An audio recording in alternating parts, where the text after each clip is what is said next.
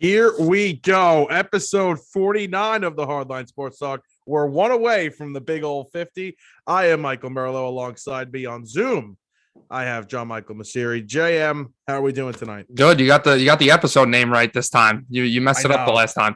I know that was a bad one. The first time. The first time out of 48, I mess it up on the first try.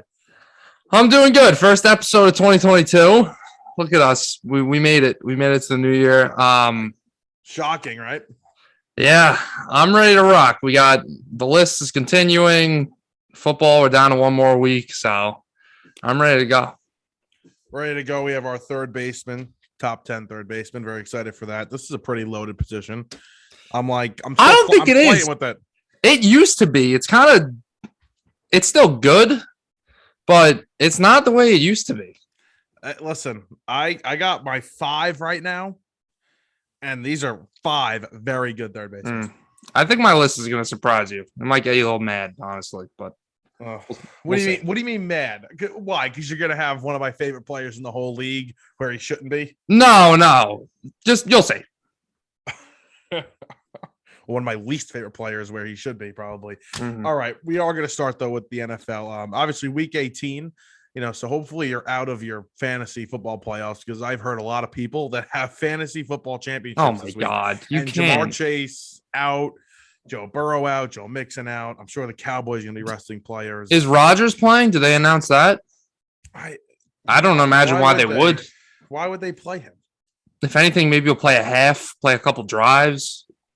Well, if he didn't have the banged up toe, I would say I'd want him out there. Yeah, that's another thing. First half. Because you're going to be sitting for 3 weeks. Right. But at the same time, he's hurt. At the same time, it's Aaron Rodgers. He's been in the league for 15 years or whatever it is at this point. I think he can handle a couple weeks off. I think he knows by now how to handle 3 that. 3 weeks? 3 weeks is a lot. He's had his fair share of first round buys. He has. And listen, we'll probably talk about him later. But I just want to say this right now. With the way the NFC looks, there's no excuse for them to get to the Super Bowl. I'm not saying win it because winning the Super Bowl is, a whole nother thing. They have to at least get there this season. Yeah. And after all the history that they have of falling short in the NFC Championship game, he's playing at MVP level again. You got home field advantage. The defense is the best it's been in a couple of years. So it might be the best it's been since he won the Super Bowl. Yeah. One of them. Definitely one of them. Does he only have one? This left AirPod is going to be the death of me. I swear to God. You got to stop wearing them. You got to go back to the old ones. I can't. The other ones are terrible. All right, we're dancing around. Let's go. We're dancing around because we did have a plan, and our plan was to talk about the lowly New York Giants, the embarrassing New York Giants, a team that had this rich history, a storied franchise in the last 10 years outside of one has just been a complete embarrassment and has completely ruined their reputation, in my opinion. The New York Giants, obviously, we're talking about them, and they're going to have a lot of decisions to make coming up this offseason. One of them is going to be made. It's a very easy one. They are going to get rid of their general manager, Dave Gettleman, who I believe, I said this a couple of days ago, I think he's done a worse job with the New York Giants than Phil Jackson did with the New York Knicks. And I can't agree with you on that. Phil Jackson, if there was a guy who wanted to intentionally damage a franchise, I think it would be Phil Jackson. As Stephen A. Smith said, his first move was to sign Lamar Odom, who was on crack. Like, come on, that's pretty bad. Look at where this franchise has gone since he took over. I'm done. That one's out. We're going with the right AirPod.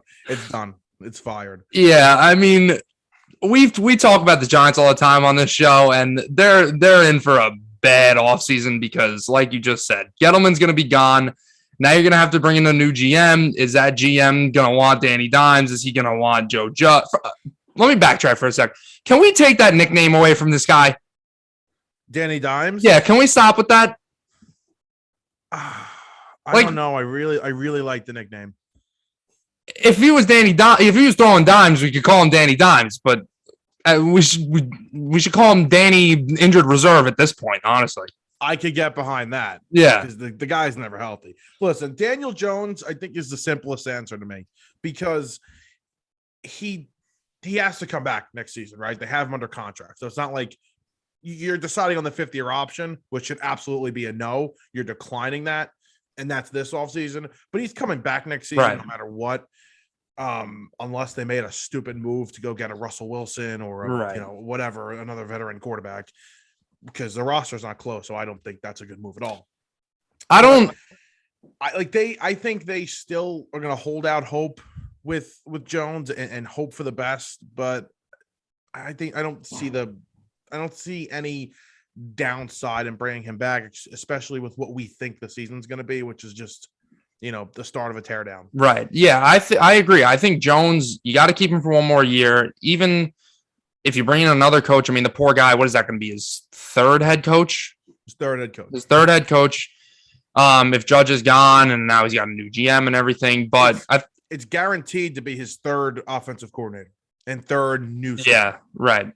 And then you throw in all the interim, he's got an interim coordinator. Right. Whatever. But I think you roll with him for one more year. If you draft a quarterback, look at what the Jets did with Sam Darnold. Listen, if the New England Patriots or the Green Bay Packers or whoever drafted Sam Darnold, would it be a different story? I don't know. Who knows? The talent just honestly doesn't seem to be there. But the Jets drafted Sam Darnold. Offensive line was putrid. Coaching staff wasn't really in place. You had the defense was bad. He didn't have weapons. He had nothing, right? And we all know how that worked out. He's playing football for the Carolina Panthers right now. He's not very good there. If you, let's just say the Giants are in love with Kenny Pickett. I'm just being hypothetical here. Right. What is drafting Kenny Pickett going to do for your franchise? He's going to come in, have no offensive line. The weapons are going to be I mean, Galladay, it doesn't even have a touchdown this year. And he's going to have nothing to protect him and nothing to help him put up some stats. So what you need to do, they have 2 first-round picks. They're both going to be in the top 10. You draft offensive line. You draft whatever they need on the defensive side of the ball. Maybe you draft a receiver. Who knows? But you shed your dead cap. Nate Solder, I think, is as good as gone. And you need to just start over. That's the point. I think the Giants, I don't think I'm crazy to say the Giants are in the worst situation, at least top 3 worst situations in the NFL, maybe number 1. You're not in terms of future. I think number 1's absolutely a possibility. I mean, yes, you have the 2 first-round picks, which help, and they're both most likely going to be in the top 8. Right. But you have no money to spend. You have to hire a new general manager, and now you're keeping the head coach, which I'm okay with. Right. I would bring the head coach back, and we'll get to that in a second. But if the head coach doesn't work out, now you have a general manager that you brought in that was aligned with your head coach. And, in the Jets situation, they did that with Gaze, and that worked out. They got Douglas, and Douglas has been, in my opinion. Well, it worked out for the Douglas part. It didn't work out when they fired Bowles and McCagnon, then hired Gaze. That was a shit show. Yes, but I'm talking about where you're talking about bringing in the new GM and keeping the coach. Well, you did. You fired a GM. You had a head coach in place, and that head coach helped hire the GM. Right, which is not the way it should be done. Not the way to go. The Jets got very lucky that they were able to get a guy like Joe Douglas away from Philadelphia. And we've seen it actually with Philly for the most part for a couple of years. Actually, they weren't drafting well. Right. They had some roster issues, but it's really tough. I mean, you have so many big contracts on this roster right now. They have no cap space. I mean, I know it's easy to get rid of cap space, in the NFL. I mean, they move money around and add all this space. Yeah, defer this, whatever. Right, and it's so stupid because why even have a salary cap if you're allowed to do all this? But. Is Daniel Jones the problem? Because honestly, I don't know if I said this on the show or if I said this to you in a private conversation. I don't know. But is he the solution? I'd probably say not. But is he the problem? I don't think so either. Because look at the way the Giants have played when Daniel Jones has been on the field versus when he's been off the field this season. I mean, Mike Glennon is out here I think I could put on shoulder pads and have a little better of a stat line than Mike Lennon. I mean, You think so? Maybe 24 yards. What do you have? 4 fumbles and 2 picks? 2 fumbles, 2 picks. I thought it was 4 fumbles. Why did? No, I saw that too somewhere. It wasn't 4. It Yeah. was 2 fumbles, 2 4 turnovers, a negative 10 net passing yards. I mean, what the hell? They were running the football nonstop. Obviously, they only threw the ball 11 times, and they were running the ball down like 20 points at one point. We haven't even gotten to the Giants and Joe Judge's press conference after the game on Sunday. You cannot go in front of the media after getting absolutely embarrassed by a rookie quarterback and a team that is going to finish in 3rd place in the NFC North and go out there and say, oh, well, we have guys who want to be here next year. They're begging to come back next year. And you know, they play hard for us every single week. They play really hard. Like, he was just doing that football coach rah-rah BS. And, you know, great. Your players don't have golf clubs in front of their locker rooms. Amazing. You're getting. Did you watch the full clip? Yes. They're all 13 minutes of it or whatever it was. Yeah. Where he kept saying, you got to understand that. All right, you understand? You got to understand that. But you can't get absolutely embarrassed like that and go in front of the media and basically brag about how your players are still playing hard for you. He was basically giving himself a pat on the back and saying, I know how horrible we are, but I am such a great leader of men that these guys are still coming out and practicing hard and playing hard for me. This is my problem with Joe Judge. The question was great. I mean, he got a 13-minute answer out of the coach. So the question that whoever asked was a fantastic question. It's a simple answer, and it should have been no more than a minute. You say, our guys come to work every day. They give me my all. Every day they come to work. You know, I feel like we're building something here. You know, just a couple more BS. That's it. You're done. To go on and on like that really killed him. Yeah. So I believe him. I think they do have a good culture. I don't believe the fact that people are calling him and saying, I want to come back, or, I want to stay, or I wish I was with you guys. I don't believe that. That's BS. I believe that there's something in that locker room. They like playing for him. They respect him, and he's a good motivator. I think that's all true. Right. I think calling out the past regime, saying that before he got there was absolutely no culture. I think calling out a team in your division in which you're playing this week with no quarterback was a bad choice, saying, oh, well, our guys aren't fighting on the sideline. That's not good either. He sounded desperate. Joe, let me tell you, man to man, everybody understands what you're working with right now. Everybody, I think most people would agree. You've been handed a terrible hand, a raw deal. Now, that's the reason why I would bring him back for next season. I don't think he's had a fair shot. And I think that's fair to say that he hasn't had a fair shot on offense. It's been brutal. We understand that you were never going to win this game. We understand you were never going to beat Philadelphia. And we understand you're not going to beat Washington next week. No, but Bill Belichick and John Madden couldn't win with Mike Glennon or Jake Fromm. But it's almost like he has to try and save himself when he doesn't. And the job is safe. And he only hurt himself with the first 10 minutes of his press conference. I'm like, all right, whatever. It's fine. But that answer, the 13-minute answer, is where he killed himself. And he may have hurt himself with Giant ownership. I believe that. Honestly, the answer and the press conference, it seemed like insecure. That's honestly what I got from that. I got major insecurities from Joe Judge. And, he'll stand up there and he'll maybe put on the front that, I don't care if I get booed. I don't care what the media says, but you obviously do when you're going out there in front of everybody and basically trying to preach for yourself and explain that you're doing a good job. Joe, if you're doing a good job, we'll see that, and that'll be in the papers. I know New York's a tough place to coach, tough place to play, but if you're doing a good job, the fans will like it. But they're not winning football games, and you can be a leader of men and lead the culture in a good way and have your guys fight for you. But let's also not forget that being a head coach isn't just rallying men. It's the X's and the O's, and it's going out, executing your game plan, and beating your opponent. And the Giants have failed to do that, especially recently when they're getting absolutely embarrassed in every aspect of the game. I agree with you.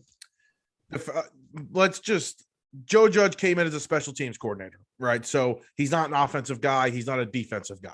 I mean, if he was anything, he might lean defense, but he doesn't, his coordinators that you hire are very important because the offensive guy has full control of the offense, and the defensive guy, for the most part, he hired Patrick Graham. He's the assistant head coach. He has full control of the defense. So if you look at another guy that's a special teams coordinator, was a special teams coordinator that got hired as a head coach, we look at John Harbaugh. And things that John Harbaugh is a fantastic, in my opinion, I think you'll agree. I think in-game decisions, he's great. Whether it's to go for two, go for it on fourth down, kick a field goal or not, I think he's fantastic. He's a great motivator. His players like and respect playing for him, and he trusts it. He has great coordinators, and he trusts them. And I'm sure he's a great teacher, in practice. I wouldn't know. Now, again, he's not running the offense. So with Judge, I think he has the motivator, the teacher, the good leader, guys that want to play for him. And he's more of a CEO type guy, more than just, on one side of the ball, like Pat Shurmur was on the offensive side of the ball. Rob Saleh would be more toward the defensive side of the ball. I think the fact that he has had absolutely no offense for 2 years has killed him. So, and again, I don't know how you feel. I would no question, but when they hire a general manager and, the head coach comes up, I wouldn't force him.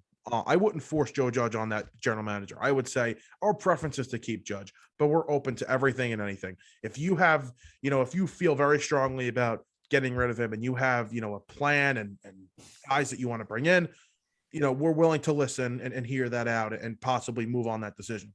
But preference, and this is what they're going to say, we would like to keep Joe Judge, but he should not be forced on the next general manager. And that is key, because I would bring him back, but I wouldn't force him on anybody. And I wouldn't hire somebody to go along with that speaks his language, as some like to say. Right. No, I agree. My way for him. I agree 100%. I would not ever force Joe Judge coming back on a GM, because first of all, if you want to make this position desirable, you got the Giants are in a tough situation. Any GM who maybe has other offers from other teams, this isn't going to be the most desirable situation because of how decimated this roster is. But if you make it available that you can hire a head coach as a general manager, then it might make it a little more enticing. If you're saying Joe Judge is the guy here, we want to keep him, you're throwing that on him. And on top of it, what's the matter? Breaking news. Michael Kay will team up with Alex Rodriguez for ESPN Manningcast for baseball. Oh my God. What the hell? Were him and A-Rod, what was their relationship like? I don't even know. I think it's good. I mean, it has to be good. I think they have a good relationship. Oh, no, that could be really good or really bad. I feel like it might be really bad. You'll like this. The new Sunday Night Baseball team will be David Cohn and Eduardo Perez. I like Eduardo Perez, and I already love David Cohn. David Cohn's fantastic at his job. And now, is David Cohn still going to be with? Yes, he still will be, right? Yeah. They just, you work out the schedule where weekends, maybe he's not there. Right. Anyway, back to the debacle that is the New York Giants, please, and Joe Judge. Yeah, so, if you want to make this position desirable, you have to give them some flexibility with who they want their head coach to be. Because if you have that and you have, they want to keep Danny Dimes, and the general manager might want to Daniel Jones. Daniel Jones. You know what? You're the one that doesn't want to call him because I hear it all the time, and it's not another guy as. If you're the general manager, you might want to keep Daniel Jones, but you're going to want a little bit of freedom to do what you want and mold this football team in the way that you want. And I think the Giants, as long as it's the right guy, I don't think you should just give contracts to anybody. I think they should kind of follow what the Jets did. And, the Jets plan with Joe Douglas might be a complete disaster. We don't know. But I think it's a good blueprint to maybe give him a 5-6 year contract like the Jets gave Joe Douglas and say, listen, we know this is going to take a while. We're committed. Take this long contract and do what you got to do to get this team in competition in 3 to 5 years. And a lot of money. Yeah, listen, this is gonna be a long road. Listen, Rome wasn't built in a day. My dad asked me, he goes, "You really think this is gonna be?" And I said, he said, "How long do you think they're gonna be bad for?" And I said 4 to 5 years before they're really competing. Yeah. And listen, things can change. Things can change, but I don't know. Think about it. The Jets have been, the Jets are an exaggerated example because they have the longest playoff drought in the NFL by 5 years. But I'm just going to go from the Fitzpatrick era when they almost made the playoffs that year. The Jets have been rebuilding, retooling, whatever you want to call it, for about 2015 was the year that they flirted with the playoffs. And the next year was Fitzpatrick when they brought him back and they had a bad year. So let's call 2017 the first year of the rebuild. That's 5 years now. So, and at this point, we're already, in my head, I'm thinking I'd be pleased if this team is competing in the 2023 NFL season. So Wilson's third year. But don't you split it up? All right, one was a failed rebuild. So now you have a new rebuild here. That, I think that's how we have to split it up. Not all right, Darnold failed. You had Darnold 3 years, that failed. I don't think it all resides on the quarterback, though. Not necessarily. Can we go general manager? Also, let's talk about how bad the Jets rebuild was in that Darnold era. Because Mike Maccagnan's, out here not really accumulating draft capital. He's really just getting these high picks, hitting on that one pick, and then the rest of the draft is disgusting. I think about the names that pop in my head, Ja'Kai Polite, and all these morons that were drafting. That's the guy that cut in the third round, right? Christian Hackenberg. Don't even get me started. And then now what the Jets are doing is they have a lot of draft capital, which is good. But back to Maccagnan, the point I was going to make, C.J. Mosley, who's won the Jets team MVP because he was second in the league in tackles, but he has the worst pass coverage grade in the freaking NFL. If you listen, CJ. we always say Pro Football Focus and make a face. The guy's Pro Football Focus grade is 38.3. And that's our team MVP. You sign Le'Veon Bell. I could go on and on about the money mismanagement. I don't think I've ever seen a worse rebuild in my entire life. Oh, Tremaine Johnson. How could I forget that contract? Yeah, no. Maccagnan. Yeah. Take it, please. They're lighting money on Take fire. my money. Yeah. But that's why I think you're proving this point. Failed rebuild or whatever that was. Number one, Joe comes in. I got to get rid of all this. I get your point now that you're saying the Joe Douglas era is a separate rebuild from what happened with Maccagnan. But either way you want to put it, after the draft. Either way you want to put it, the Giants, 3 years minimum to get back in contention, I'd say. You want to talk about the Jets a little bit? Yeah, I think we talked enough Giants. Geez. The Jets. The Jets are a little bit of a lesser story. Honestly, this Jets season, it's been different for me. I'm pretty pleased with the way the season's gone, to be honest with you. I'm a little scared with Zach Wilson because his rookie season's almost exactly the way Sam Darnold's went. You got the not playing so great, gets hurt, comes back, one of the best quarterbacks, I want to get crazy, say one of the best quarterbacks in the league, but playing above average football for the past month. So, it's a little I've seen this movie before, but I'm not going to get, picky and superstitious like that or whatever. Pleased with the way Wilson's been playing. Rob Saleh, very pleased with the way he's performed his first year. And that's my review so far of the Jets, honestly. If you had to give a grade to Rob Saleh, what would it be? Year one. I'd give it. I want to say B. I would say B minus. Yeah, all right. I think he's done a really good job with adversity. I think this team's had a lot of injuries. They've had a lot of COVID crap. He's had COVID. I think he's He's dealt with a lot this year. I think he's done a really good job. You could see his players fight for him. Everybody is all in, all gas, no break. All gas, no break. All gas, no break. I really like the way the season's gone. The negatives, I'd say, you're still a 4-win football team, which we didn't expect the Jets to come out and, some people did. Some people were talking 10-7. I don't know where the hell that came from. I said my ceiling for them was 7 wins. But yeah, you're a 4-win team, so I can't give you an A if you have 4 wins either way. And then, there's been a little turmoil. Not turmoil. That's not the right word to use. There's been a little bit of mismanagement, maybe, with, you had the Denzel Mims situation. That was bizarre. Just certain guys not using them in the right roles. The defense hasn't been great at all. The defense hasn't even been average. The defense has been horrible. I think they're 31st in the NFL. They're giving up the most points per game. So that's not something I expected. I understand the personnel is not there, but I would think with Rob Sala's background, the defense would be a little better just because he's a great defensive mind. So that's probably why I'm going to keep him in the B-. I think he's done a great job with the media. He's got great relationships with his players, it seems like. And, he came on the Michael Kay show the other day, and I was listening to his interview. He's the first Jets coach, and they mentioned this. He's the first Jets coach that I can remember that actually goes on these shows and answers the questions, and not in a stupid, oh no, why did he just say that way? They're well thought out answers. He doesn't reveal too much, but he also answers the question.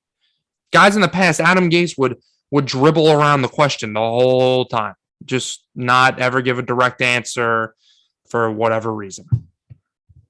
Yeah, listen, I think he's upfront, he's honest, he's intense on the sideline, but when you could have a guy that could, flip a switch like that and be calm and, understand the situation, and I think he's great in his press conferences, and almost like, okay, yes, he's intense in one way, but in the other way, he could really focus and not let that excitement get in the way of his decision making. I think he's going to be I love the hire. I've said it all season to Jeff fans, even when some Jeff fans have been down in the dumps about him and the whole year in general. I think he's going to be a fantastic head coach. I really like I honestly, I do too. I certainly hope you're right. I'm really, one thing that also stood out to me, there's been this whole story this week. I don't even know why it's a story. I guess it's just that. Oh yeah, I want to talk about this. It's just that point in the season where the Jets are out of contention and whatever. They're just, the media starving for stuff. Brandon Echols walked up to Tom Brady after the game, asked for an autograph on with the ball that he intercepted Brady with, and Brady signed. And for some reason, this became this big story, and even Michael Kay was talking about it, and I love him. I respect him. I don't know why the hell he was talking about it so much. It's a non-story. It became a story. It became a big story. And Saleh went on the Michael Kay show, and he backed up Brandon Echols. He said, personally, they asked him, they said, would you do it? He said, personally, I wouldn't do it, but I understand it. The guy, it's Tom Brady, and that's a once in a lifetime thing, and the guys go after, do jersey swaps or whatever, and he didn't really have a problem with it. And that's what I like, is Jets, certain head coaches in the past, Adam Gase, wouldn't do that. They wouldn't really have their guys back, and I like that he doesn't agree with what he did, but he'll still defend him. You know what I mean? 100%. And that's a guy you want to play for. You know what's funny about that? If he did that, let's say he went over to the Buccaneers locker room at the end of the game and asked them to do that, right? Mm-hmm. I think we look at it in a completely different light. Yeah. I mean, it would be like, oh my God, that's so cool. It would almost be like, wow, that's really cool that Brady did that. Right. Also, why are we killing this kid? He intercepted Tom Brady. Yeah. He intercepted, the GOAT. Right. And he signed the ball. Like, we should be killing Brady, not Brandon Echols. I agree with Saleh. Maybe I want to get the ball signed. Sure. I wouldn't have done it on the field like that. I would have done it, in private. But the fact that this is a story that some kid, Brandon Eccles, who had been talking, apparently had been talking all week. He said, I'm going to intercept Brady. I'm going to intercept Brady. And he spoke it into existence. Good for him. Yeah. And he got Brady to sign the ball. Now, yes, the Jets lost a game, a meaningless game. Yeah. And it's not like the Tampa Bay Buccaneers are rivals. Right. So No. it's because it's Brady. Right. But Brandon Nichols wasn't on those teams when Brady was a rival when he was with the Patriots. Right. And let's be honest, Brady was a rival to Jets fans. I personally can't stand the guy as a player because, he was just constantly beating up on us every year. But don't you think in order to have a rivalry, there needs to be a little bit of back and forth? Sure. So the Jets not having an AFC title since 2002 or whatever it is. And, the Patriots just beating up on them every single year. Can we really call it a rivalry when Tom Brady would just come and beat us every single year? It's not a rivalry. It's a bully fest. It is. But yeah, I mean, with the media, the fact that we're even talking about this right now, this is just stupid that this is even a story in the first place. It's a story. I understand why it's a story, but it's a stupid story. But, Tom Brady, we talk about this guy like he's a godly figure. The media will paint him out to be not above the human level, but a guy goes a rookie corner, week 17 game where you're 4-11 and now 4-12 after the game, goes up to Tom Brady, who is, again, this godlike figure, and asks for a signed autograph, and we're going to make it into a story. Come on. Lousy. Hey, listen, I agree with you. I think it's really crazy that it blew up like this. I'm not surprised it's a story, but the fact that it was talked about so much. And again, I think if Brady and Eccles did this in a different setting, maybe after the game, in the tunnel, I think it's different. Also, imagine if Eccles asked him to win if the Bucs lost that game. Brady would have spit on him. Yeah. Oh, definitely. Something from that game, of course. Antonio Brown. He's been cut by the Tampa Bay Buccaneers after he, as we all know now, I found out really a lot today from Bruce Arians and, of course, their text messages. But oh yeah, Antonio Brown just stripped down, took his pads off, took his shirt off, walked off the field because he didn't take Bruce his pants. Arians, whoa, he didn't take his pants. Did I say off. Take his pants off? Yeah, he didn't take his pants off. I said pads. Oh, pads. Okay, yeah, he took his pads off. Shoulder pads. Yes. Shirtless, walked out. Ran out, skipped out, whatever you want to talk about it, and left the game. Bruce Arians had cut him right then and there. Ubered out of the stadium. Bruce Arians had asked for his personnel group to go back in the game. He said no. And they had issues in the locker room, at halftime because of he wasn't getting the ball enough and he was close to incentives. And then he said, no, I can't go out there. I have an injury. There's a crazy story. There's this girl that he slept with, okay, an OnlyFans model that went on a radio show today in New York. And she said she was with him, the night before the game. She said he was walking around on his ankle fine, kept saying, I can't wait for you to see me play tomorrow. Kept saying something crazy. He said something crazy is going to happen. You watch. Now, I thought this since Monday. I thought it was all planned. I thought this was all planned out, that he was going to do this. But, he said absolutely nothing about the ankle, was walking fine. Oh, my God. Honestly, I want to talk about this, and I want to give my opinion on it. But the guy's clearly got something mentally going on, and I honestly feel bad for him. I don't know what he has, but this is a player who at his peak, the best wide receiver in the NFL, and that's in an era with Julio Jones and your DeAndre Hopkins and AJ Green and Calvin Johnson. Those are some really good receivers. And, he was number one, but I really do. I just feel bad for the guy. I honestly I gained some respect for Tom Brady with what he said in the press conference, saying basically to have some sympathy for the guy. I don't know what's going on.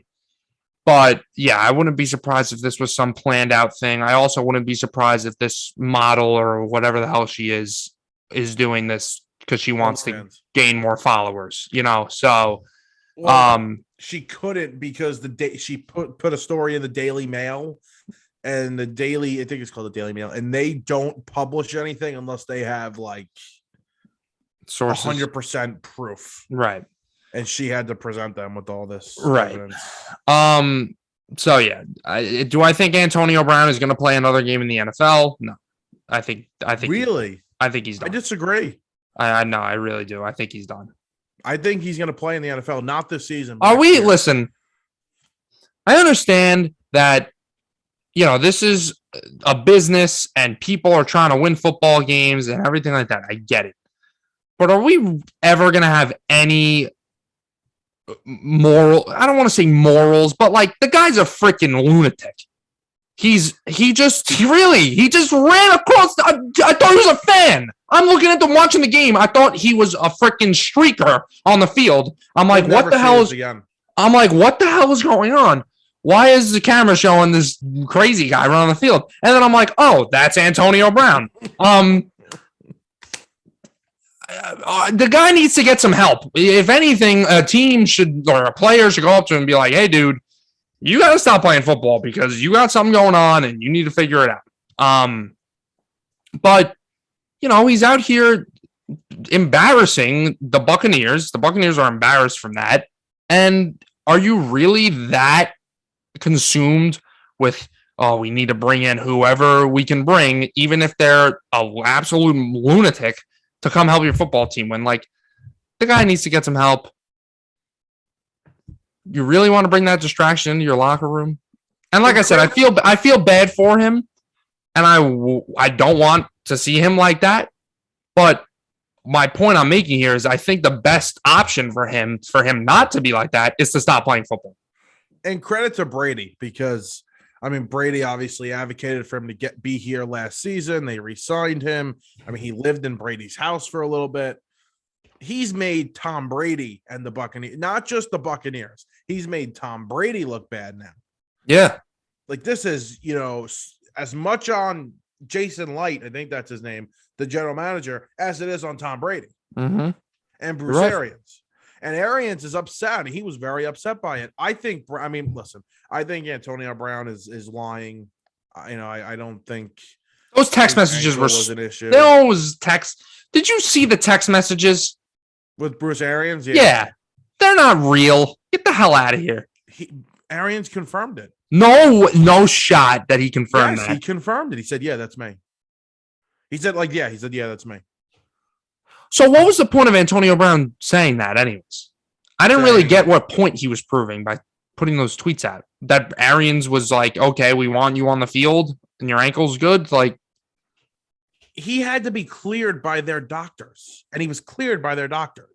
I understand people think all this shady stuff happens, but like it doesn't. They literally have to clear it. Listen, shady stuff happens a lot in the NFL, I bet, but does that mean that every time guys take their shirts off and run across the end zone? I don't think so. I don't know. I don't believe him. I believe his ankle was good enough to go. I think Arian said he said on the text message. He said it today too in an interview. He goes, they were on pitch counts. Evans and Brown were on pitch counts. But he had said, we're not sitting you for playoffs. He goes, you're playing. If you're good to go, you're playing. And for whatever reason, he didn't want to play. Meanwhile, it makes no sense because he was 8 catches away, a touchdown away, and 55 yards away from $1 million in incentives, literally. It makes absolutely no sense to me. It is crazy. Arian said he was hurt by it too. He was like, I would never force a guy to play. Yeah, he embarrassed him. Yeah, so all right. Listen, I think what not a blessing in disguise, but this has a story for the Tampa Bay Buccaneers and Tom Brady. Give me a break. go on a run. Yeah, here. this is Everybody's counting them out. do it for AB. Yeah, this is gonna light a fire under their ass. Get the hell out of here. Do it for eight. No, No, not a do it for AB. Of you course think they don't give a crap about AB. So yeah, we got. Just think about all the freaking over the years. You got college basketball. You think about that Sister Jane or whatever the hell her name was, and the people are money today. John Madden just passed away for the Raiders. All these nice things that could uplift the team in a nice spiritual way, and you want to go out here and say Antonio Brown running off the field with his shirt off is gonna make the storyline for the Buccaneers to win the Super Bowl. No, it's not like that. It's I worded it incorrectly. It is. They're so they lose another receiver, they lose Brown, and it feels like it's this big loss because they already lost Godwin, and now they have a couple of no names playing wide receiver. It almost feels like the beginning to a story where okay, they lose these guys and yet they bounce back, and Brady finds a way to do it with these no name wide receivers. If anything, I feel like that's the way the Packers season is going to be, because you got all the crap that happened over the offseason with Rodgers wanting to leave, and now with him saying he's immunized, and all the stuff with that, and they've had injuries. Bakhtiari hasn't played the whole year, and I could see that as the Packers Super Bowl DVD kind of a thing. I can't stand him.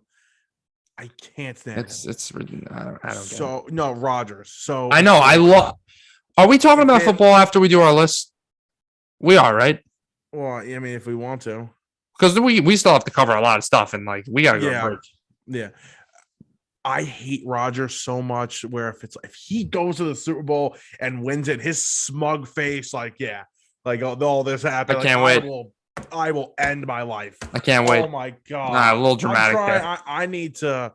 I'm looking at these Super Bowl odds right now. The Packers are plus 380. I don't like those odds. Super Bowl champion or just to get to the Super Bowl? Outright, yeah. Okay. Winner. I like Dallas at plus 1,200. I like Tampa at plus 750. Right. All right. After our list, we got to talk about MVP and all that stuff. So yes, because we're going to talk about Aaron Rodgers more. Yes, in a little bit. But I'm going to defend him. So when we come back, we're going to do our list, and then we're going to do a little more football. And the Knicks just won a huge game before we came on. We'll talk about that when we come back after this. Here we go. Episode 49. We are back. The Hardline Sports Talk. We're going to start off with our top 10 third baseman, and then we're going to go back into football because, I mean, we had some good discussions, but we didn't get everything done. We took too much time up. So we're going to do this top 10, and we'll be third baseman. We were itching for baseball. Yes. I mean, the Mets just stole one of the Yankees coaches. I mean, poverty, can't afford them. We take them. That wasn't even meant to be a shot. I'm sorry. Yeah. And listen, you're talking about baseball. How are these talks going? Nothing. I'm mentally preparing myself for they're not starting on time. Yeah. I'm getting ready for that. I think that's that's the best case scenario in my head right now, that they don't start on time. Yeah. And then it turns into, well, when do they start? Well, I just read a Q&A from Max Scherzer a couple days ago, and he said it's about integrity and basically not letting them win. You got to give to get. Yeah. The owners are greedy, though. I don't know. All right, yeah. Top 10 third baseman. I'm going to start us off. All right, so to start us off, a guy who at one point in his career, maybe even a couple of years ago, could have been number one on this list. I got Alex Bregman of the Houston Astros. Bad year last year. Only played about 90 games. Stats were not there. Didn't hit well. And his 2020 was also not that great. So the last time he's had a really good season was 2019. So I have Alex Bregman. A lot of guys have better 2021s than him. I put him on this list from a respect standpoint. If at the end of this year, if he's anywhere up to honestly 1, I would not be surprised. He's a very talented player, but the stats, the numbers just haven't been there the past couple of years. So I got him at 10. Yeah, he didn't make my list purposely too. Was not good, obviously. Not a good season at all. I mean, you're right. I mean, he was probably 1 or 2 on the list coming into the last couple of seasons. He's not on mine. This guy was absolutely number one on a list a few years ago. And I don't know if this was more respect. His offensive numbers were pretty good. So they surprised me. And that was Josh Donaldson. I put him at 10. When I was looking offensively, whether it was slugging percentage or WRC plus, he was near the top 5 every time. Right. So I don't see how I can leave him off. I'm going to put him at 10. He's getting up there in age, obviously. He also likes to call people out when he shouldn't. Yeah. So I'm going to go with Donaldson, start him off at 10. All right, my number 9, similar to Bregman, same thing. Guy injured last year, didn't have a good year. Did have a good 2020 though, and his 2019 was ridiculous. That's Anthony Rendon of the Los Angeles Angels. I expect him to come out and have a good year last year. Do I think he'll have 1,015 OPS like he did in 2019? I don't think so, but I expect him to be good. I mean, was dealing with injuries last year. That probably had a big deal with why he didn't have the season, even when he was playing, didn't have the stats that he normally does. So he's my number 9. Again, a guy who can be up to number 1 on this list, but that's where he should be. Yeah, I don't have him on here. What's funny is my general manager right now, my team, was the general manager when they signed him to that contract with the Angels. It was more of an Art Moreno signing than anything else. I actually think Epler was against it. Whatever. Art Moreno's the owner over there in Los Angeles, well, Anaheim. And I don't know. And he's had injury issues his whole career. He had that huge year at the right time for the Nationals. Mm-hmm. Gave him a huge contract. Let's see how it plays out. He was banged up 100%. That's part of the problems, though. So let's see how he returns. My number 9, I got Matt Chapman. Offensively, he has not been good the past 2 seasons, but he's a hot trade name right now. They think a change of scenery will help. This guy is an absolute wizard defensively, probably the best defensive third baseman in the American League right now. I got Matt Chapman at number 9. His WAR numbers are high because of how good he is defensively. Yeah. And I, wouldn't shock me. I mean, I think this guy's going to figure it out offensively and return to the player that we all think he is, which is a top 5 third baseman. Yeah, didn't make my list. Neither did Josh Donaldson. I didn't say that before. Very good defensive third baseman, maybe the best in the league. But the offensive numbers just weren't enough for me to put him on this list. My number 8, a guy who had a quietly good year last year, especially when you look at the analytical side. His WAR was 4.5 F-WAR and a 122 WRC plus. That's Johan Mankata of the Chicago White Sox. I got him at number 8. His WAR numbers are a little higher than some of these guys on this list. He actually, when you go by F-WAR, had the 3rd highest F-WAR of third baseman last year. But I think F-WAR sometimes was a little crazy with the defense. The offensive numbers were good, not great. But that plus the track record, hasn't had consistently good year after year. 8. That's where I am. I have him at 8 as well. I remember when he was the most highly touted prospect in baseball. Yeah. That was with Boston. He got sent over in the Chris Sale trade. I mean, would you consider it a little disappointing so far his career? Maybe a little bit? A little. You'll live with it, but a little bit. I got him at 8. His WAR numbers were surprisingly high to me, considering I didn't think he had the greatest season.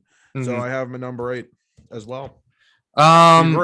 Yes, we do agree. Look at that. Number 7, guy who is a traditional third baseman, bounced around with teams and positions this year, but still played his majority of games at third base.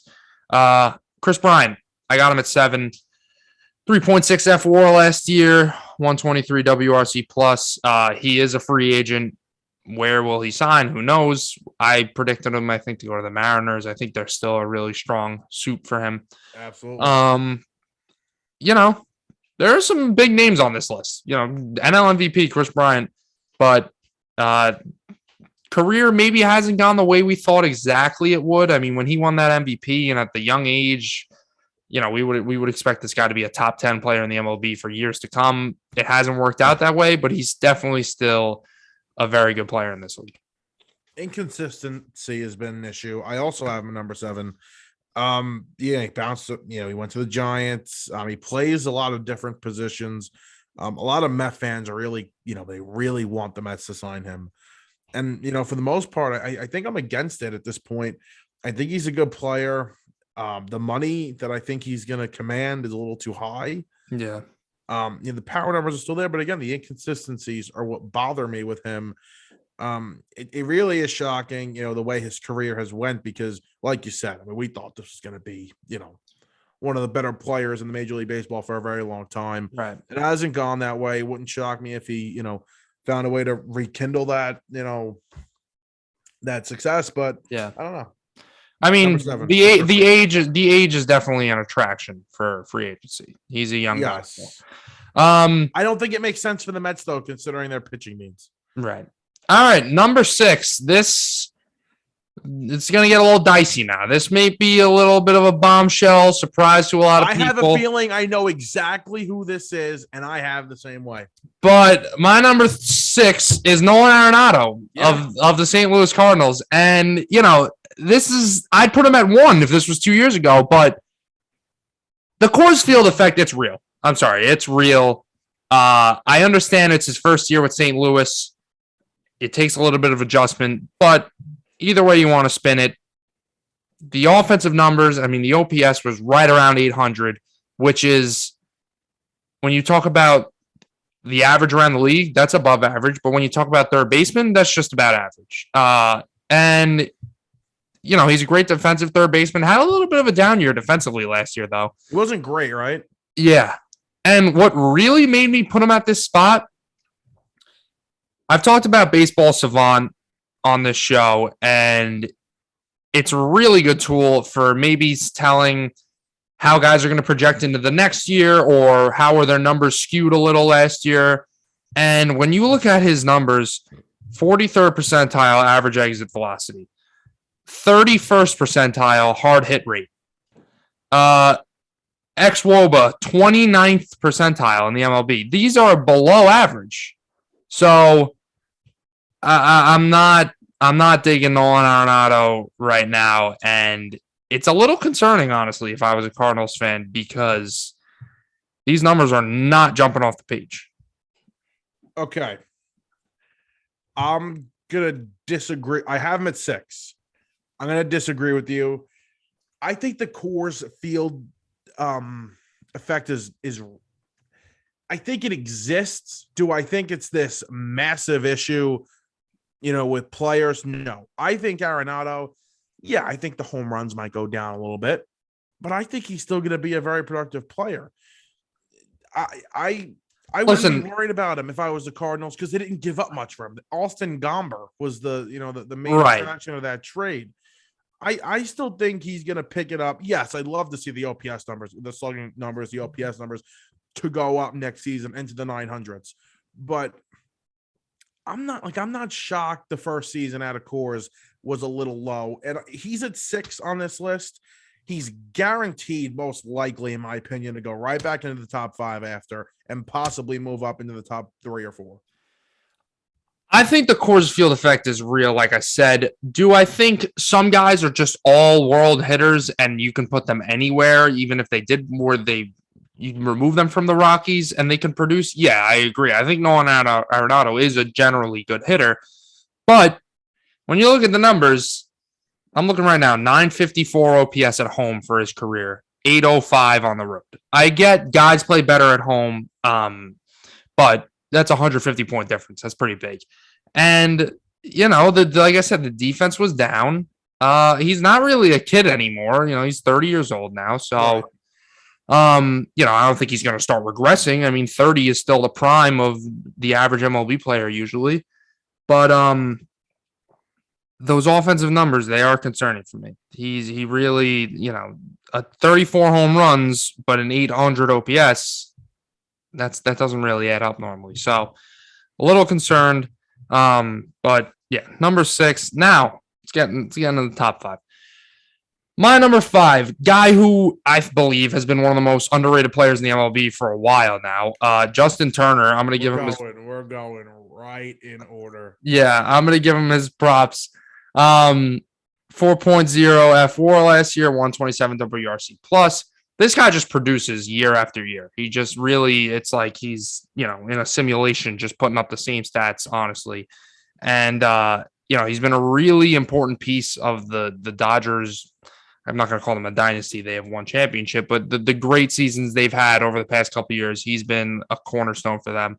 So love me some Justin Turner, number 5. Yeah. I'm sorry if whoever's watching this, I keep touching my nose. I have this itch right now on the tip of my nose, like right here, and it won't go away. And I'm like, it's driving me insane right now. You're okay. Are the Rangers winning? My Rangers winning? No, they're losing in Vegas. All right. My number 5 is former Met Justin Turner as well. I mean, the first 2 were different, but I mean, we're going right in freaking order. I thought this was going to be different. And I think 4, 3, 2, and 1 are going to be different unless you went crazy and went, who knows, dude? I mean, we're stride for stride right now. I know. Listen, I think you mentioned about Tony, very underrated. And still, I mean, how old is he? It's probably 34, 33. He's something. Older. And yet he is always his numbers, even last season, dealt with injury. He was terrible in the postseason. Yeah, he was a brutal in the postseason. I mean, he's 37. Holy crap. Yeah. So no way. It's crazy that he's still producing at the level that he is. 27 home runs last year. 127 WRC plus and a 4 WAR. I mean, listen, let's give props, but I would bet that 1 through 4 is exact. Yeah, I really 100%. would. You had Mankata 8 and Bryant 7, right? So we're 1 through 8, the same thing. Probably. You know what? Maybe instead of doing it the way we're doing it, because we're doing it a fair way, we don't tell each other our list. Yeah, we should plan it out where we are like, all right, maybe we'll go. I'll go here. You go here. For some differences. I mean, we literally didn't plan this. So. Right? No, gray minds think alike. What can you say? Number 4, Manny Machado. Yeah. You explain this one. I love Manny Machado. I have this weird thing with Robinson Cano. When he was with the Yankees and with the Mariners, I was obsessed with him. And Manny Machado is my guy from the right side, I guess. I am obsessed with Manny Machado. I wanted the Mets to sign him when he was a free agent before he signed with San Diego. Excuse me. Listen, let's talk about Manny Machado. 122 WRC plus, a 4.4 WAR, a very good third baseman. Still's got the power numbers. Just overall, a very good, solid player for San Diego. They gave him a ton of money, and I feel like he's living up to that contract over there. Yeah, he is. What are you smiling about? No, I'm just thinking when we were on break, I said I feel like our lists are going to be completely different. The biggest differences we've seen in this segment so far.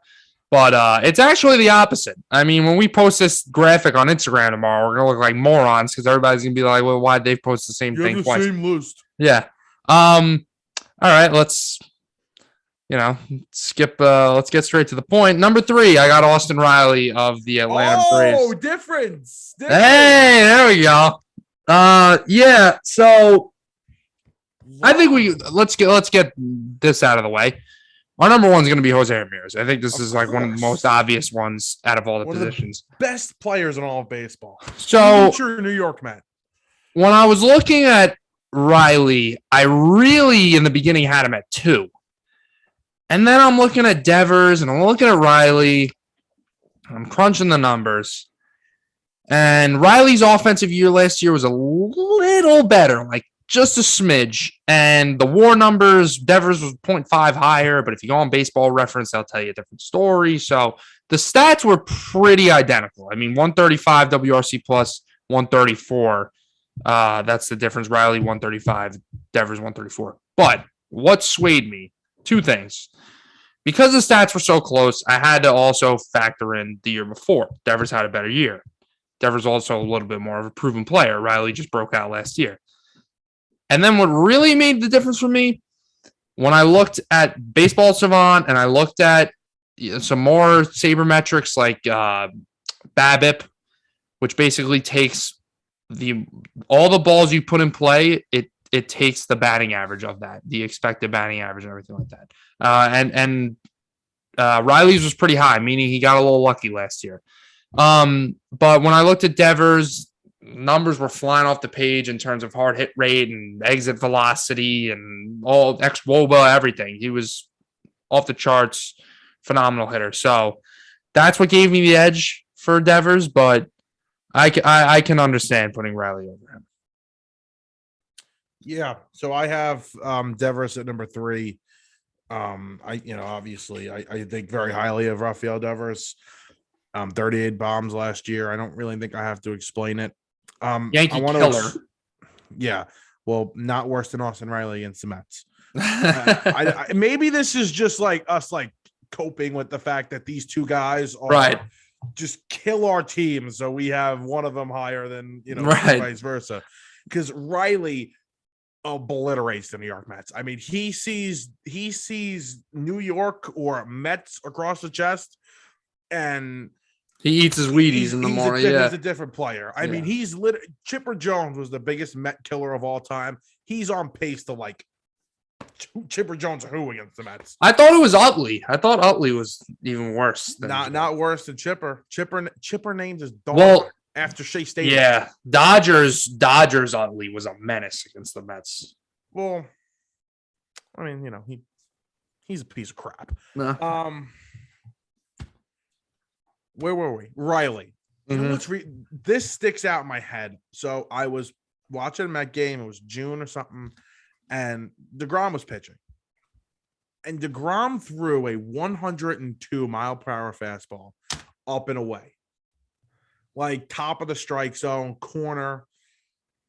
And for whatever the freaking reason, Riley sticks his bat out and hits a home run to the opposite way. And this was DeGrom's first bad start of the season. I'm like, how the hell did he hit that pitch? Are you kidding me? Right. And DeGrom said it after the game. He goes, listen, there's absolutely nothing I can do if he's going to hit that out of the park. There's nothing I can do. Yeah. He's a very impressive hitter. Yeah. And this is his only knock. He's very streaky, like very, very streaky. So if he can be a little more consistent, this guy has a chance to pass Jose Ramirez, in my opinion. Yeah, he is phenomenal. He's a mess. I'm afraid, scared. Yeah. So I already said my number 2, Raphael Devers. Number 1, Jose Ramirez, 6.3 F4 last year. 5-tool player. He stole 27 bags as a third baseman, which is unheard of, honestly. 137 WRC plus. He's going to lead third baseman in just about every category when you talk about OPS and the advanced metrics and everything like that. So I like Ramirez at 1. I'm pretty pleased with the way my list went.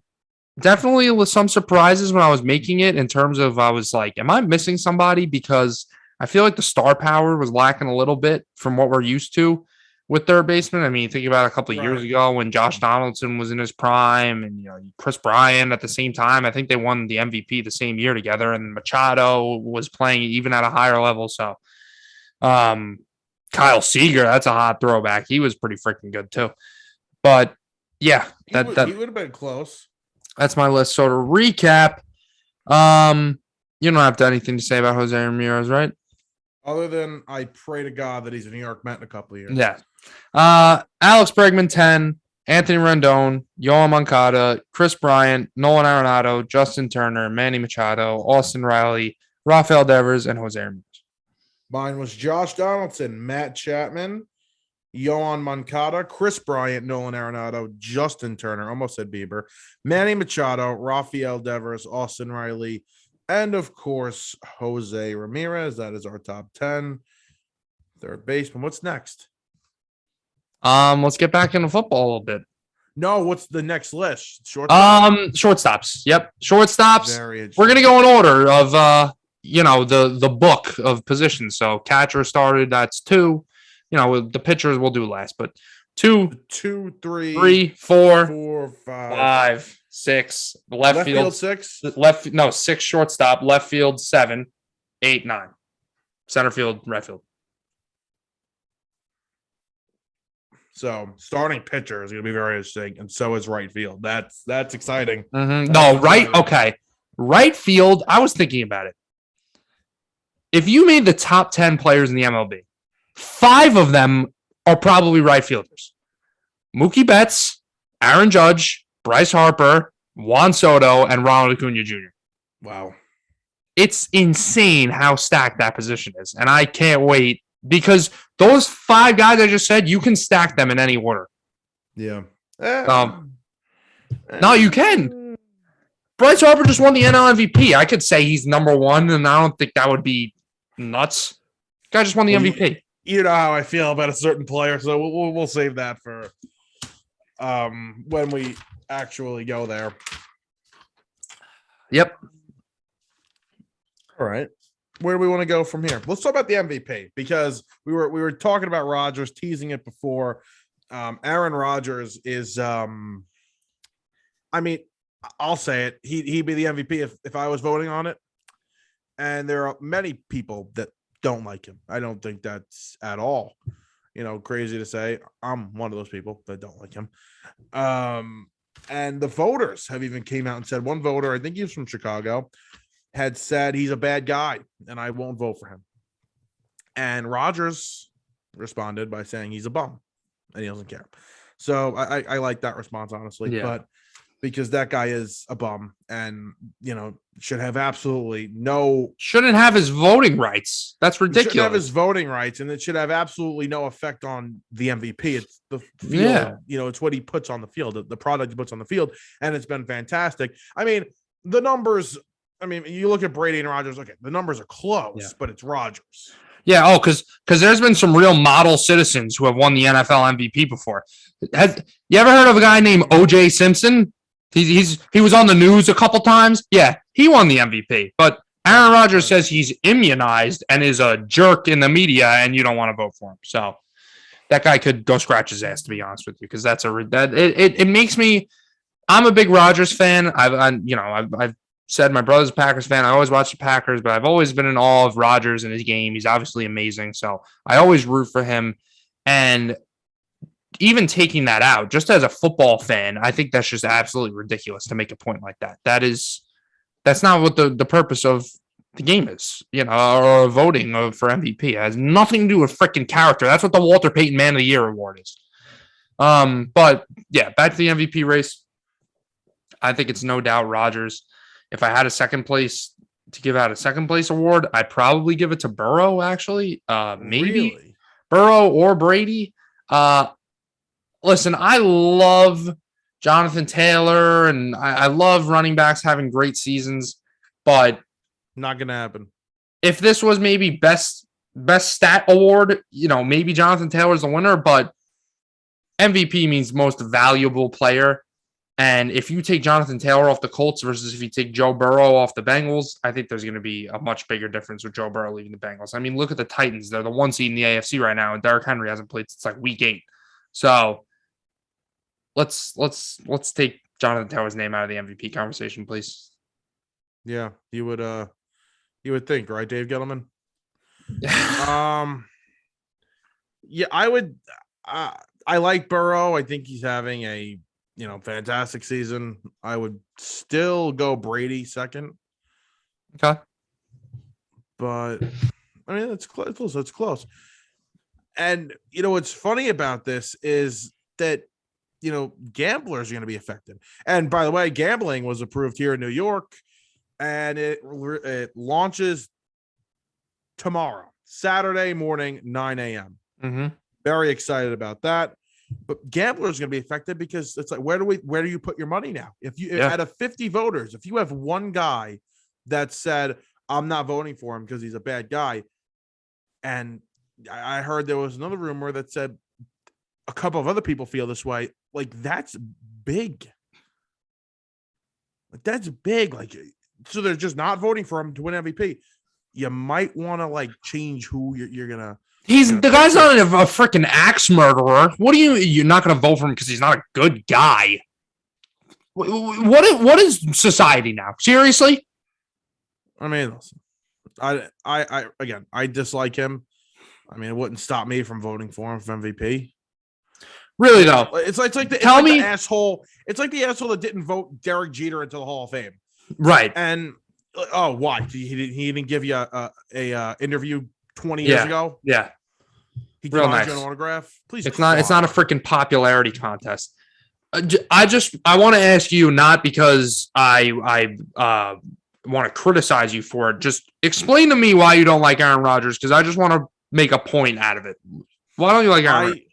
I think he's got like this smug attitude that he thinks he's better than everybody else, and he might be better than anybody else. He is. He's the best quarterback in football. He might be the greatest talent we've ever seen in the whole sport, but he just comes off as this pompous asshole that thinks he knows everything and he's better than you and that he's smarter than you, and you have, no right to even have the other opinion. I don't like him. Right, and rightfully so. You have a right to feel that way.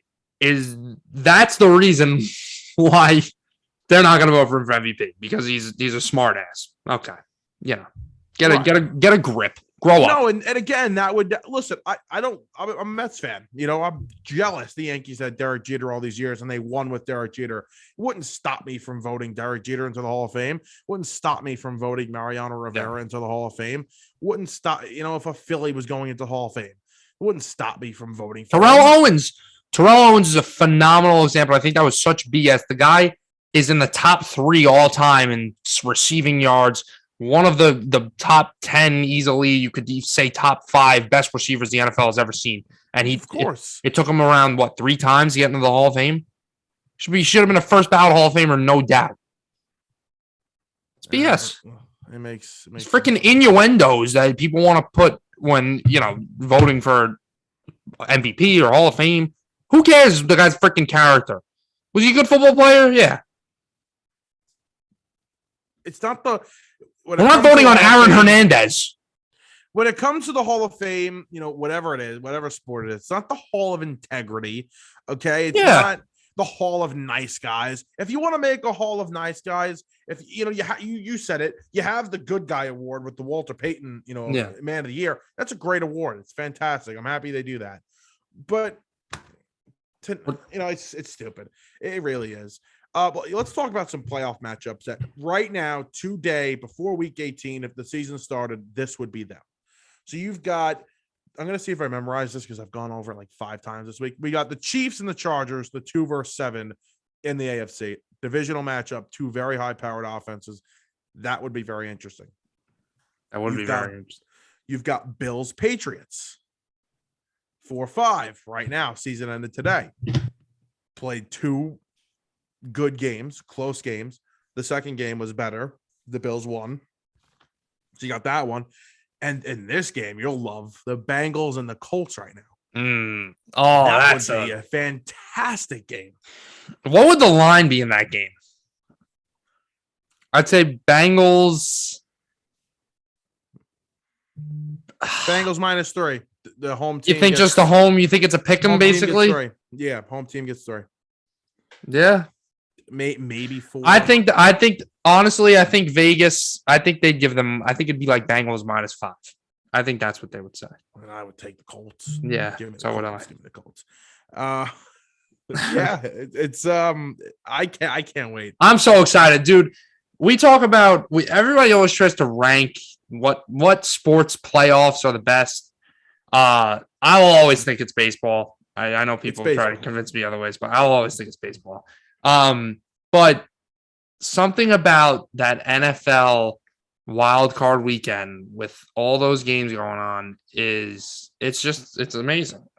All sports playoffs are great. We watch all the sports and we look forward to the playoffs. That's what we play for. But yeah, except the NBA.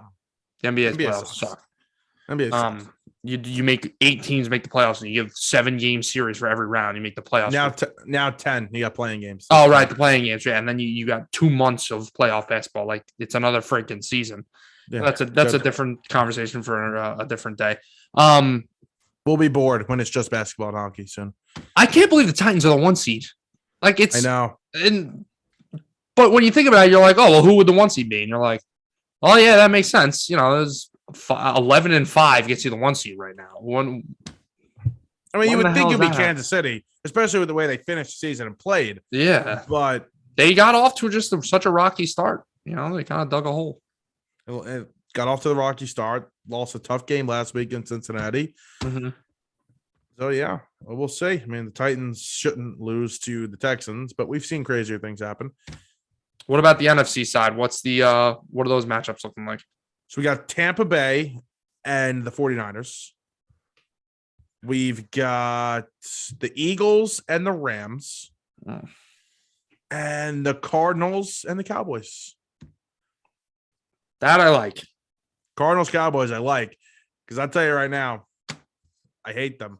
Niners, Bucks is good. Niners, Bucks is good too. Yeah, that's a good game too. Itch. Oh my God. I've never dealt with this. I keep itching it and it won't go away. It's just chronic. I'm going to be itchy for the rest of my life. I'm so sorry. It's horrible. I'm holding the mic here. Yeah, well, you're just getting lazy. I'm leaning back. Yeah, it's that point in the night. Let's kick back, relax. I'm getting ready for the snow to start falling. Yeah, the Eagles. That's the Eagles-Rams game. There's always that one playoff game where everybody's like, "Oh, this is the sleeper pick of the week. The Eagles are winning this game." That's going to be that game. I mean, will it end up being like that? We have one more week to go. Who knows? But hypothetically, if that's the matchup, everybody's gonna be like, "Oh, the Eagles. This is gonna be an upset."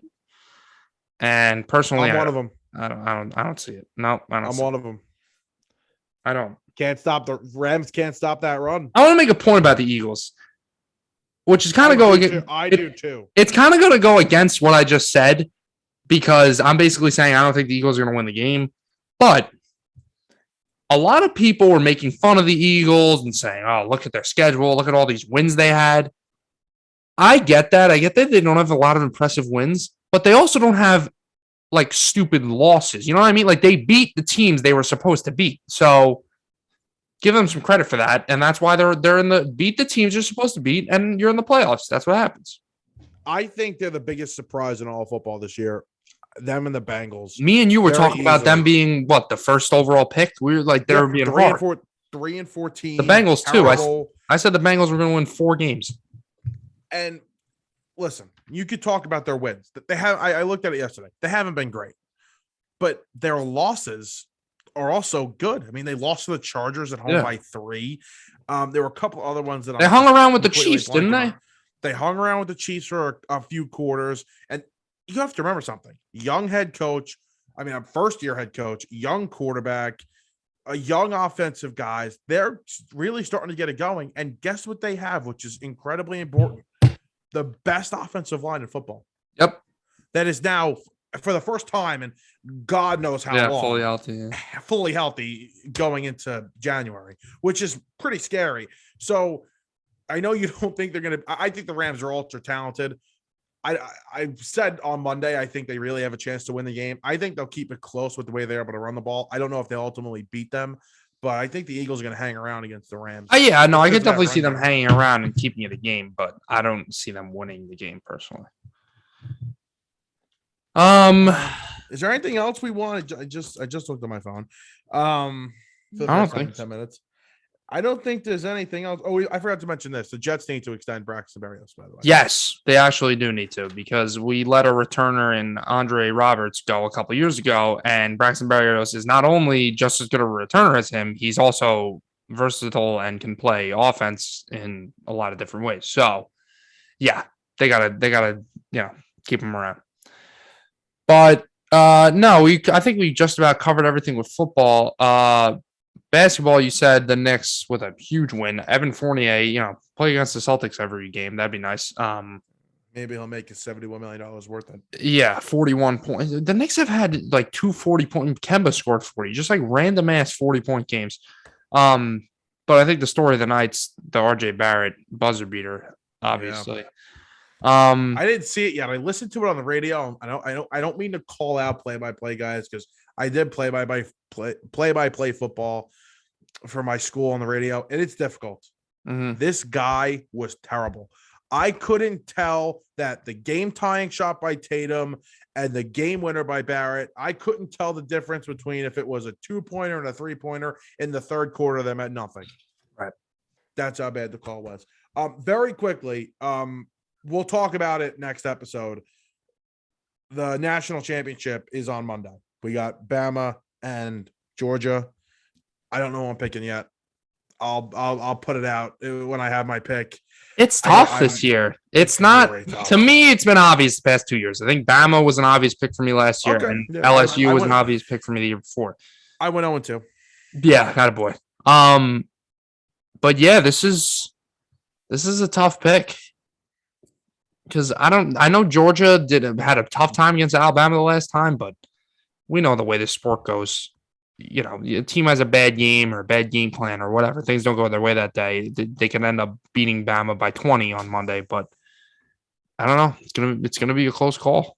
I think it's gonna be a very good game. Again, I don't know which way I'm leaning. I really don't. I would have told you Bama right after the game, but their offense did not look great against Cincinnati's defense, and Georgia looked like. I mean, I thought Michigan was slightly overrated. I think that's why the line was like that, 8 points. You know, I think Vegas knew what was going to happen. They were right. So it'll be fun. I'm really looking forward to it. We'll probably record that Tuesday night so we can watch the game. We won't record on that Monday night. No. Tuesday night, and we'll talk about the game. Obviously, so we'll be watching it. I'm making some legal wagers in New York on it. I'm very excited. My bank account is going to be in bad shape.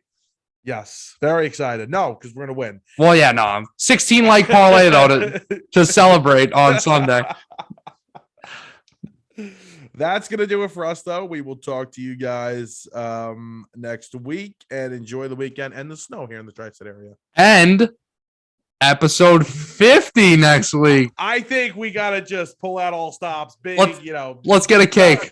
Let's get a cake. Confetti. We'll get a nice Fudgy the Whale cake. Yeah. And maybe a guest. Who knows? Yeah. I gotta reach out to him one more time. He didn't answer. Maybe we'll see. We're teasing. Suspenseful, yeah. Don't get your hopes up, though. Who knows? All right. Have a good night. Talk to you guys later.